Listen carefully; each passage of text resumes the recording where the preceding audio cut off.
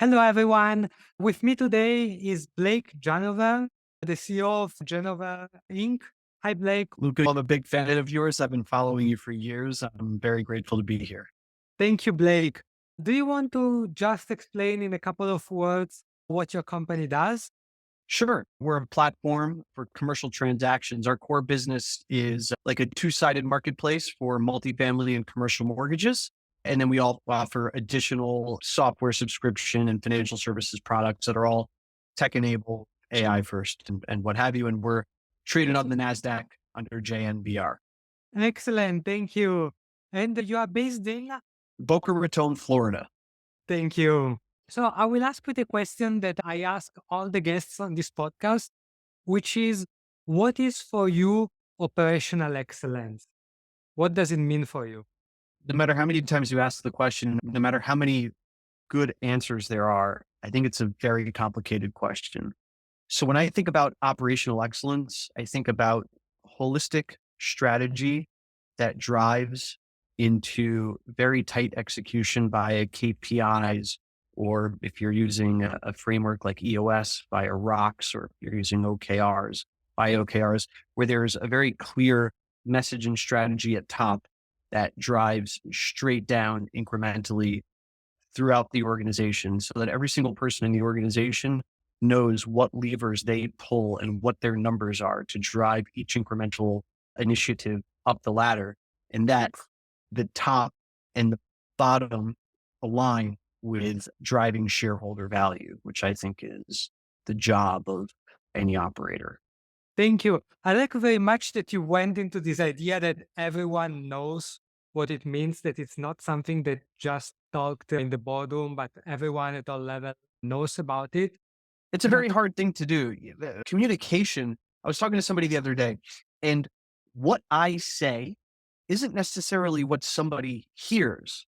And this is like a very fascinating concept. I could say the same thing 50 times and somebody might hear something totally different. That's not on them as the listener. It's on me as the manager and the person that has to deliver the message, because everybody receives messages in a different way. So getting all the arrows pointed in the same direction is a critical component of operational excellence. Exactly. I like this that you mentioned the importance of how the other person perceives.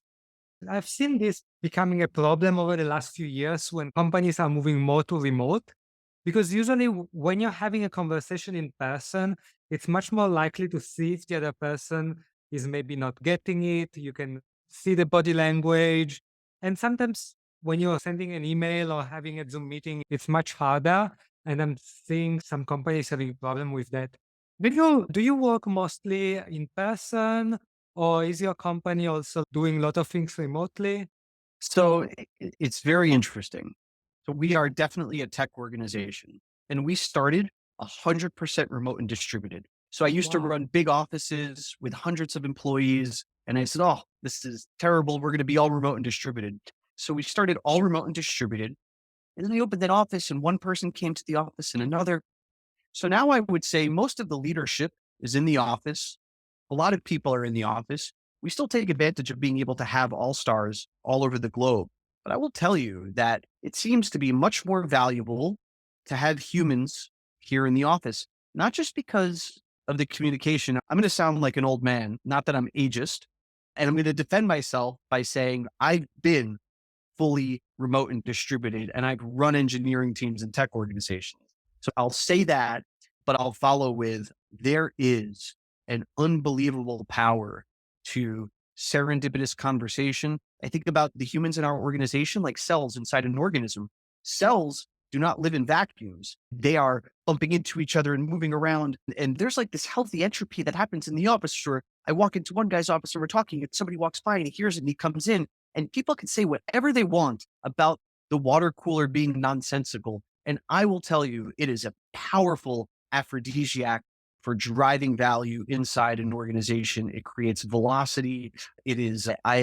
I think in office is very powerful. And I don't know what happens with this in the world, but we continue to embrace it. Thank you. I like when you mention the cells, the metaphor that usually use is the one of capillarity. Like the reason our blood system is made with veins that then branch in small capillaries is because you can only exchange oxygen with tissue cells which are nearby. And in this case, like the advantage of the office is that you are nearby, so you can have more of such conversation, and it's harder to do it if you're remote. It is possible, I believe, but it takes very much deliberate effort, and maybe there is more friction in doing that. So yeah, I like this It's much more metaphor very much. difficult. Yeah, it's much more difficult. Your metaphor is more accurate. No, entropy is very good one because it shows the passage of time. Just so Yes. important also the iterations. Like if you see someone once, you don't have the same communication that if you see the person day after day. Yeah, great. Another thing I wanted to ask you is what are some challenges that you face in the management of people? Something maybe you've learned Uh, along the way. two different things. So let me write that down. Let me think. So I think the biggest challenge, and it transcends people, but it also ties deeply to me is allocation. So I think capital allocation of time, allocation of energy, allocation of resources, allocation of people.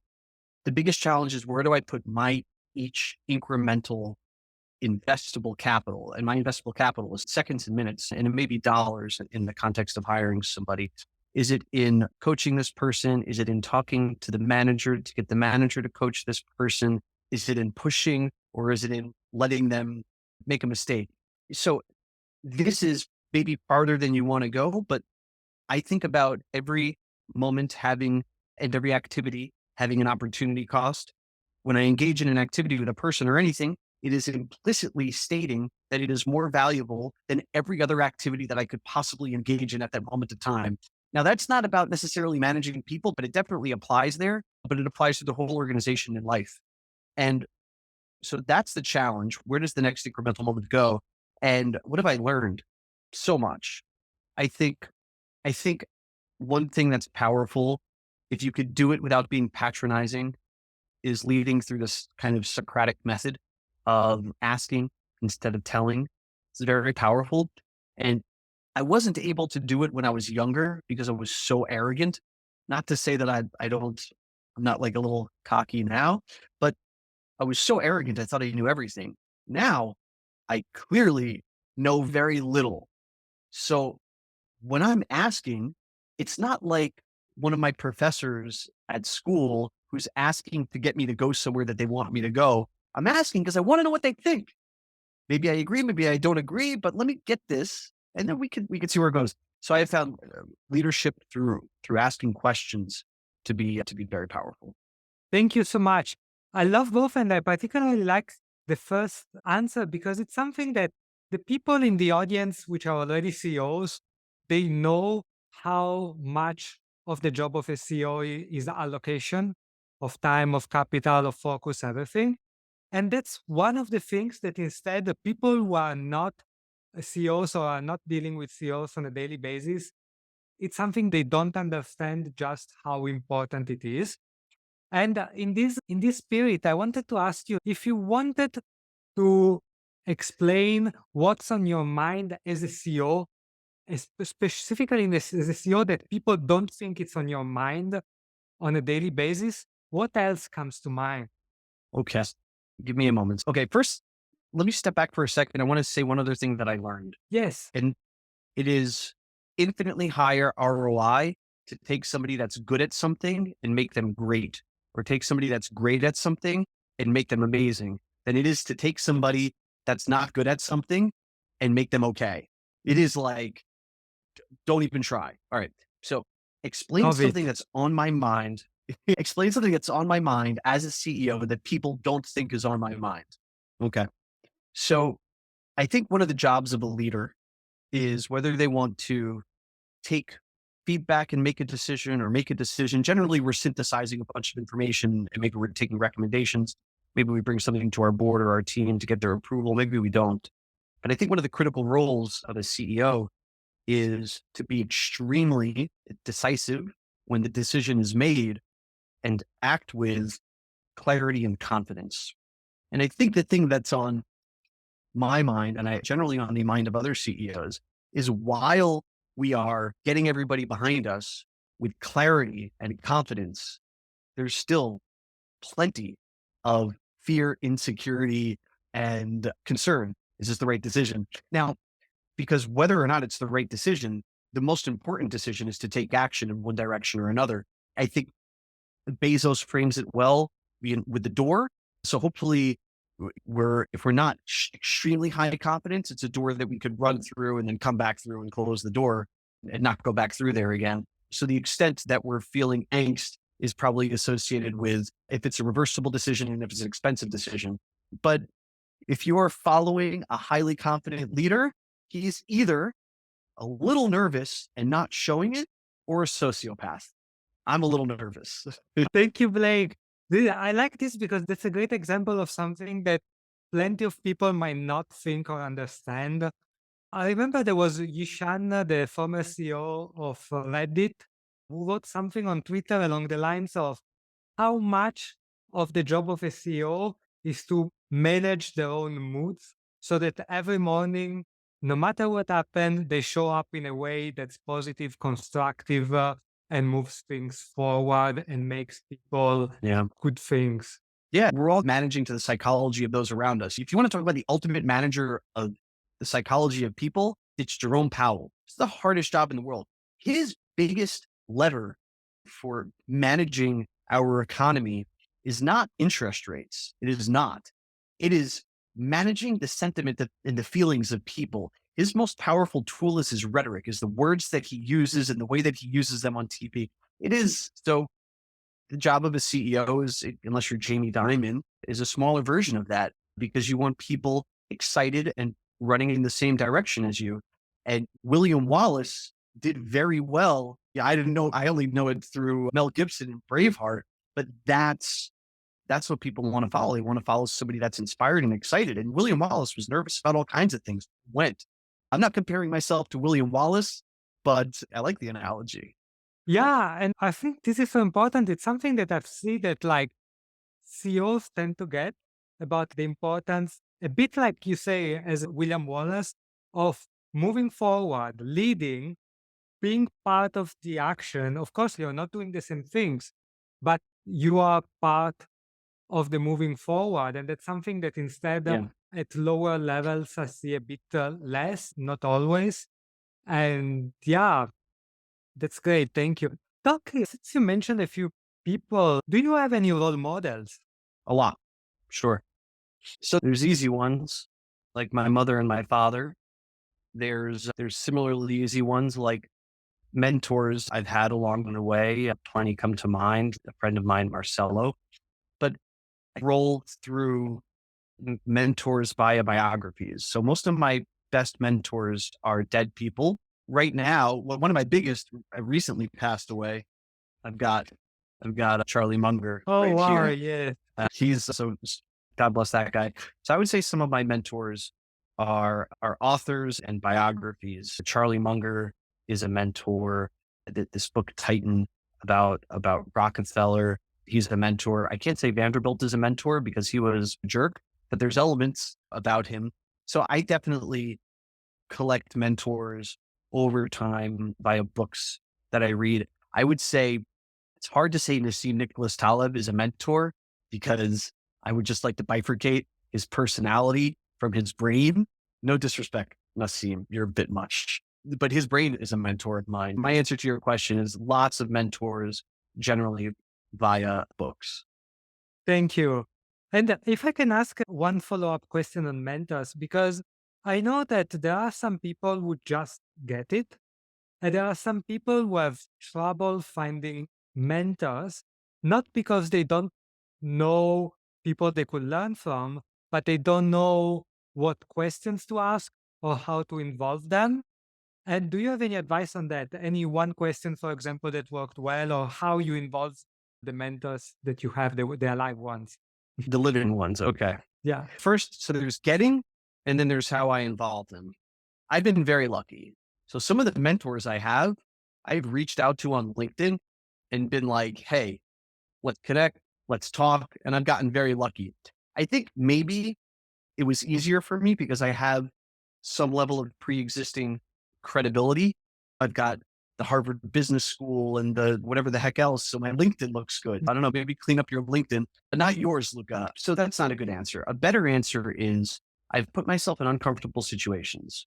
I've joined groups and networking groups. I am fundamentally an introvert. So doing these external group activities is very difficult for me, but I fundamentally believe that these activities that involve meeting other people that are hopefully doing better than you, beyond you, and way in different ways, expands our luck surface area and increases the likelihood of having a good luck and long tail outcomes. So I did this through HBS. I did this in YPO. I've done this in a lot of ways. So putting yourself in that uncomfortable situation, or if you're comfortable in those situations, it's probably not hard for you to get the mentor. And then what do I ask mentors that I have? I am I'm lucky. I'm very lucky. But I would say one of the reasons I'm lucky is that I grew up in a family and in a tradition and with a base of values where we ask a million questions.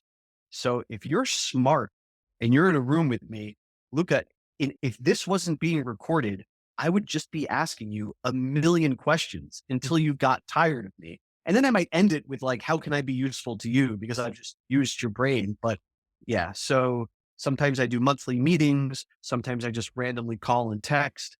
I am an extremely asky person. Thank you. And what is a concrete question that you would ask? For example, imagine that tomorrow you meet with one of your mentors.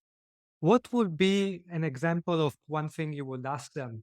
If it's somebody that knows me, you see that I could be doing better or differently. If it's somebody, if I'm trying to solve a specific problem, then I'll say, here's a problem. If you could please, I'm struggling with, is there any time in your life or in your business where you had something similar? How did you work through it? Thank you. That's a great question. And I think it will be a great concrete examples because we hear so much talking about mentorship and but very few people go into the concrete details. And so I like very much. Thank you. Thank you so much. I'll build on it, even though you didn't ask me to. So I will come with a list and say, these are the things that I'm thinking about that I have. There's ambiguity, there's uncertainty. Here's what I'm thinking. Here's the decision I'm thinking on making. Does this sound stupid? Does this sound crazy? Does this sound smart? And oftentimes it's, yeah, that's sound, but sometimes it's, that's ridiculous. Why are you making that decision? And then we can have a conversation about it. As long as I'm open to being, having my ass kicked, which I am, then it's an easy conversation. Thank you. I like that. And I like especially like that you show that you come prepared to the meeting. Because again, as we're making the difference, like these, what are things that are on the CEO's mind and so on. One thing that I noticed is meeting preparation. Like paradoxically, you have the least time of everyone, and yet you're spending time preparing for meetings, whereas there are plenty of people which are in the opposite situation. And I think that just sometimes people don't realize just the importance of preparing for meetings, even if it's just like writing a few bullet points so that you make sure that the meeting would be effective. Thank you. I'm not I'm not prepared for this meeting. So I didn't know what I was coming into. So I was so excited to get the guy that wrote Ergodicity and hang out with you, that you wanted to hang out with me. But I figured that you'd be asking me things that were natural, or that come natural for me to answer. And so I apologize for my lack of preparedness here. If it shows, if it doesn't, if it looks like I'm prepared, then I want to say that I'm very prepared.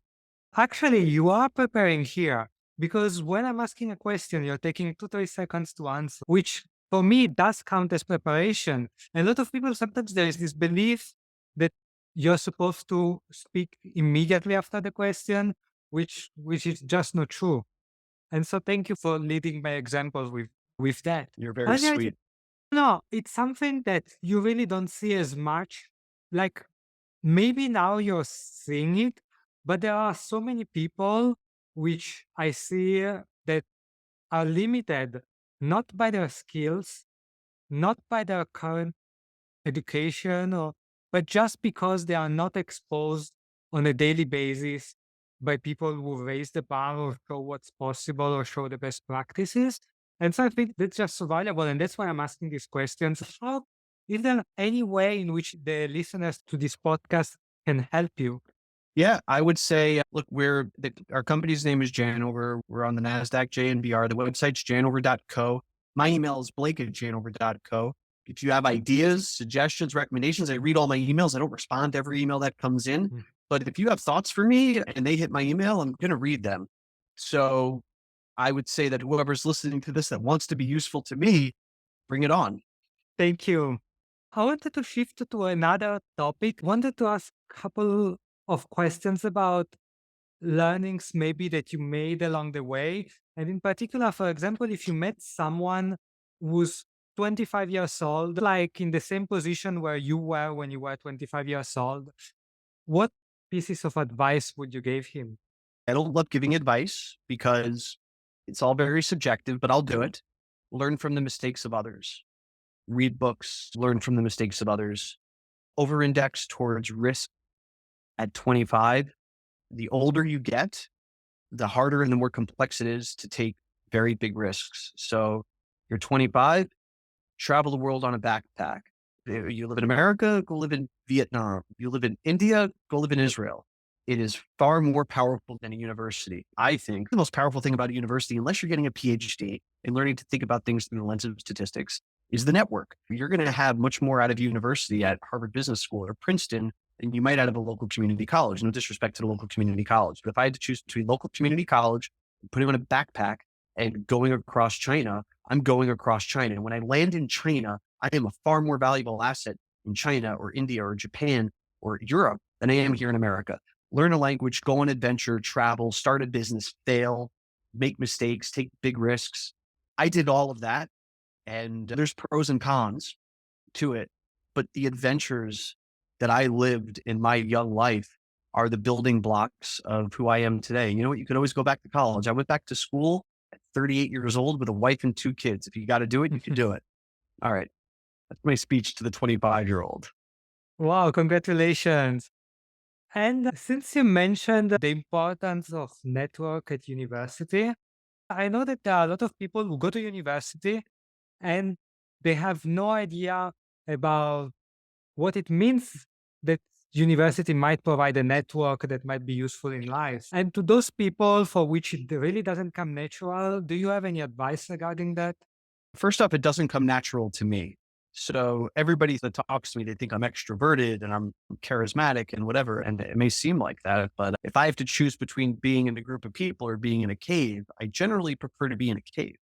I dropped out of school. I dropped out of college. So I went back in my 30s. So I can't give really good advice except to say, do the things I've learned to walk towards the discomfort.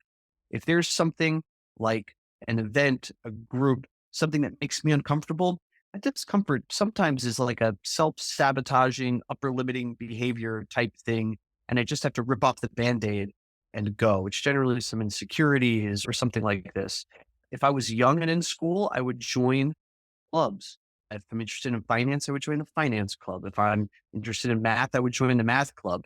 If I'm not interested, I might go hang out with the people in those clubs because they're the high achievers that are over indexing to get really good at something specific. I believe in being more of a T shaped human, having some generalist fundamentals, going a little bit deep in two areas, than perhaps going all the way and leaving out the top of the T. Yeah, find the overachievers. And my father told me, I don't know if it's good advice or not, but he said it's better to be a mouse among lions than a lion among mice. Now, I don't necessarily want to be a mouse in a lion's den, but I like the concept of surrounding myself with people that have gone farther than me or that are as ambitious as I am. Thank you. I like that because it's something that it doesn't really make so much sense in the short term, but it makes all the difference in the long term. And I think that's why it's Yeah. something that we discover only later in life, maybe how important it is. And then it takes a lot of time. And sometimes I think it's just about over indexing for the long term. Like when you mention the discomfort as well, because the short term, it's more advantageous in the short term, but then it makes you plateau. And after that, you don't really improve, and there is no way other than through the discomfort as you mean. So yeah. So I have more comments on this. That really Yes. opened me up. So this idea of over-indexing for the long term is just a function of compounding being this magical homogeneous thing that works everywhere. So compounding doesn't just work in interest, it works in or in investments, it works in networks, it works in reading, it works in relationships. If you live somewhere for a very long time, you're going to get the compounding benefits of being in that place. And as far as making that binary decision of do I stay home and play with my toes and watch Netflix, or do I go to this event? One of the things that helped me a lot, and this was actually in the context of being physically healthy, was what's the net present value of me eating a meal right now? So I could either intermittent fast or I could eat a meal. The truth is, I don't need to eat the meal. The NPV of this meal is my return here is extremely low. I get a much higher return from actually not eating this meal, my long term return. So in this event, the NPV of staying home is like a losing proposition at 25 years old. So mental models are super powerful. You could take these physics and mathematics fundamental frameworks and apply them to anything in life. Yeah. Yeah, thank you. Thank you. I think this is just important. And sometimes there is no way to learning it in time than just to hear it from who has more experience and to some extent trusting and seeing. Yeah, so thank you. Thank you for sharing. Couple of other questions that I'm asking everyone here. Is there any tool that you wished existed in the world? That might be related to your business, might be related to anything. So I can get science fiction. Yes. I want Neuralink to work so I can download everything into my brain, right? I want to download books. I can read one book 5 times, and on the fifth time, I'm still like blown away by what I'm reading because I don't remember parts of it. So I wish I could download books. Give me that. Thank you. That just reminds me of a conversation I had with a friend a couple of days ago on Zenpic, that new drug that helps you Yeah. lose weight. And one Yeah. thing we were discussing is that right now there is a very powerful association between losing weight and a lot of health benefits.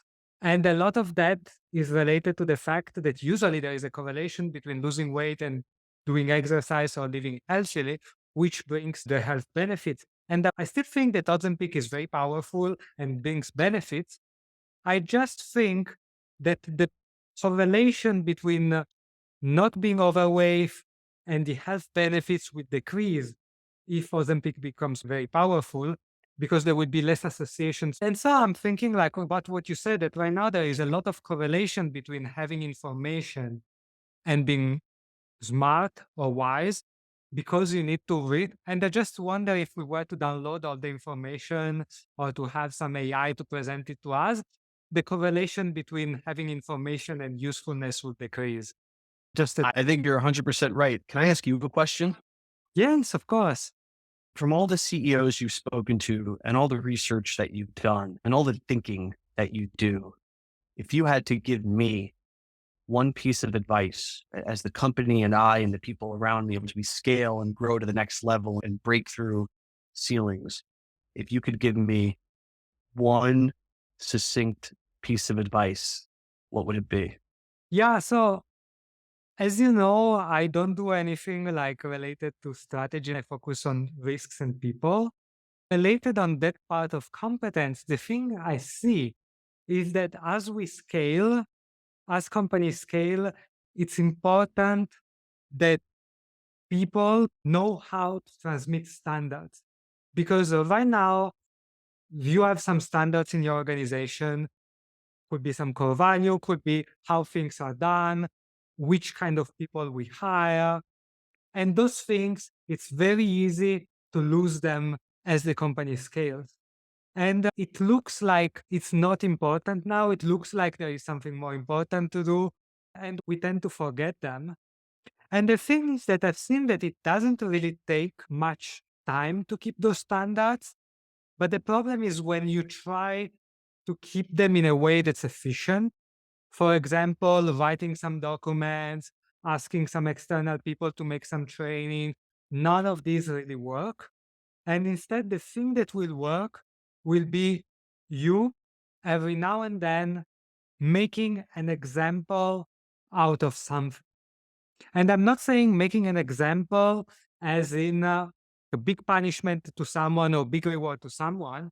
I just mean every now and then you take one micro decision that you make in a split second and you explain it to everyone why you're doing it, why doing it any less, why doing it worse or any less will not be good enough, and why this thing, which has costs, because if it didn't have cost, everyone would do it, why you think that those costs are worth paying, and why this is what you expect everyone else in the company. And you do it in a way which is relatively visible, doing something like this every now and then and teaching your people. I'm spending 5 minutes of my time going deep dive on this because that's what keeps standards and what will keep us doing it while we grow. And you teach your people to do the same with their own people, and that can really help the culture. And I've seen it because I've seen some companies that scaled up to 70,000 people and they kept that culture by doing this thing. And I've seen other companies that scaled to much less and the company and the culture water down a lot and the standards water down a lot. Yeah. Yeah, what's very interesting is that ties back to the very beginning of the podcast, where the first question you asked me, and I talked about strategy coming all the way down to the people and getting everybody pointed in the same direction. And I guess the thing that I missed that you succinctly just described is that the strategy has to be derivative of some core values that are each value has associated behaviors, because a value doesn't mean anything unless you know what the behaviors are behind that value. What are the expected behaviors? And generally, a mission, a vision, and a purpose. And I think the purpose is always a very powerful tool to tie everybody together. So your recommendation to me ties really well to the beginning of the conversation. And I wrote this down about stopping and explaining a micro decision that seems unimportant, but the CEO is going to spend some time explaining it to everybody about why it actually matters. So thank you. No, thank you. And I like that you mentioned this with recalling down strategy because almost all CEOs are great storytellers. But one thing that I've noticed is that the stories that you tell to external people are different with the stories which resonate with internal people. There is a group of stories, which is the one you tell to the press, to the investors, the public, and so on. And then there are the internal stories which are related to the work, related to the decision we take at work, related to the things we do at work. Very interesting. Two different stories. Can I ask you another question? You're a mentor, Luca.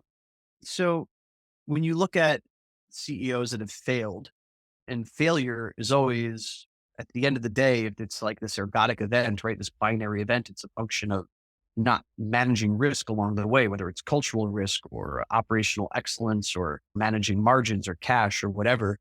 Is there some framework besides, or maybe it is ergodicity, that that you think every CEO just needs to have as a point of reference over time, some model or something to always come back to as like a North Star from a risk management perspective? So, from a risk management perspective, I think that it a lot boils down not to a North Star, but to what you mentioned earlier, which is study how other people failed and study it in the broadest way. Just yesterday, I listened to this podcast where William Green interviewed Guy Spear, and Guy said something, I'm paraphrasing, but it was something along the lines of a big risk for investors will be your relationships and not your relationships at work, your relationship outside of work. There are a lot of investors where things start going badly based on some failure of some relationships out of work. And that happens a lot, like CEOs who burn out or lose their edge or anything because some relationship outside of work doesn't work. So take the time to manage those. And then depending on what's your stage and company, I'm sure that you can look at other CEOs in similar situations and think how they failed. So I'll do a different invention and I'll caveat it. So what's the best thing to me about biographies that I read? There's always two things. There's all the failures that happened first, and then all the disproportionate successes. But you never get literature just on the failures. So I would invent publishing company that just focused on writing books about epic failures. Some of these there's fantastic books about them, but never in a biographical sense, right? So there's the one on long-term capital management. I forget who wrote it. It's a fantastic book. They failed miserably. One of the best books ever in business is probably Barbarians at the Gate, which is the failure of RGR Nabisco. It's a fantastic book. So I would invent just failure biographies at scale.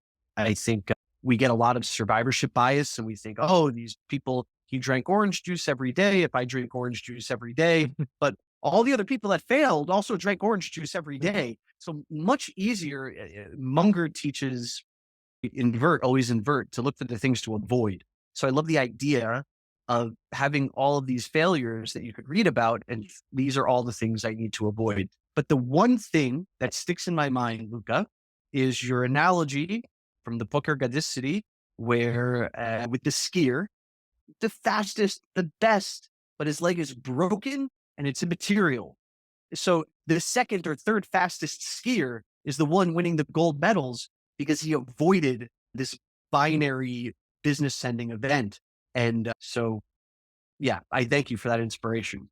No, thank you. And on this, I think that one thing which I've noticed is that, of course, like business leader wants to optimize, but it's very different whether you optimize next year or whether you optimize the next 5 years. Because if you optimize for the next year, you can get away with not training your people. You can get away with hiring people which are great performers, but maybe they don't align with the values of the organization, Yeah. or they take excessive risks and so on. But you can only get away for 1, 2, 3, 5 years. You cannot get away for 10 years if that's your time horizon. And that means that you will see other companies going faster over the next 3, 5 years because they're not wasting time on training or on hiring the right people. And you need to be okay with that. And you need to say, I am there for the next 10 years. And that's why we are doing this and that. Yeah. I'll say, so I'm going to say yes. And so there always has to be a bit of a balance Yes. with optimizing for today versus 10 years from now. And I think a great way to think about it is in the context of software engineering. So the software engineers always have to figure out, I deploy an MVP. How much am I going to document? How well is this effort going to be documented? And then the more it's documented, the less MVPs I could do, the less features I could release, the less it's documented, the more technical debt I have. And at a certain point, we have to do a total platforming exercise, right? And I think this is the case inside a company too, where sometimes there's a replatforming, which has to do with moving people around in or out, reassessing and continuing as sometimes we grow a little too fast and we have to step back and reflect. It's in some ways incredibly simple and in some ways incredibly complex. Yeah, thank you. This is a very good point. I like the analogy with software. It's the first time I heard it, but I think it makes a lot of sense because sometimes people think that when there is a kind of like reorganization or moving people around and so on, it means there were mistakes before. But sometimes it's just like a function of growing, of having different needs. And the fact that you cannot have those needs best served by the same people in the same position. Sometimes you can, but sometimes you don't. Yeah. And it's never perfect. It's And never it's never perfect. perfect. Even no matter how much, if you optimize too much for 10 years, then the 1 year is not perfect. If you optimize too much Yeah. for 1 year, then the 10 years is not perfect. And there's no right or wrong. And there's a, gosh, what's the word? Whatever. There's a panoply of possible outcomes, and good outcomes aren't necessarily derivative of good decisions, and bad outcomes aren't necessarily derivative Yeah. of bad decisions. So you have to kind of disaggregate all this stuff. But I think it's important to know for everybody that there's no right or wrong, right? There's a series of probabilities and you get it as close as you can. And then you measure as you go. Yeah, exactly. I think that this is quite important, not to try to go for too perfect, it's just so important to keep growing, to keep the momentum. I'm thinking about this in my life because as personal life, I always think, what should I optimize for and how do I minimize it? And at the end, my answer is I need to make sure that every week I do at least one thing for the long term, at least one thing to get the most out of the moment. And then it depends. Perfection is the enemy of progress. And you Yeah. get some people that are perfectionists and they can't get forward. I love how you think about it. This week, I'm going to do one thing for the long term. So I have my 1 year and 5 year personal, business, professional health targets and plans. And I read them every day, twice a day. And I have my kind of rocks, as we call them, because we use EOS, but I have what I need to do for my company. And before I open up my email and answer 500 emails or start doing things, I look at these are the things that I have to do to drive value for the organization. These are the things I committed to do. These are the outcomes I committed to. What are the activities that I'm going to do today to drive these outcomes? And I think about that in my personal life also. And it's one of the reasons I'm doing this with you today. It's a highly intentional activity and aligns with my values as a person and in the business and in my long-term plans. So I thank you for inviting me. I've had a lot of fun. I'm worried that if I continue to talk, there's going to be diminishing returns. I think we did great. Great. Thank you so much for your time.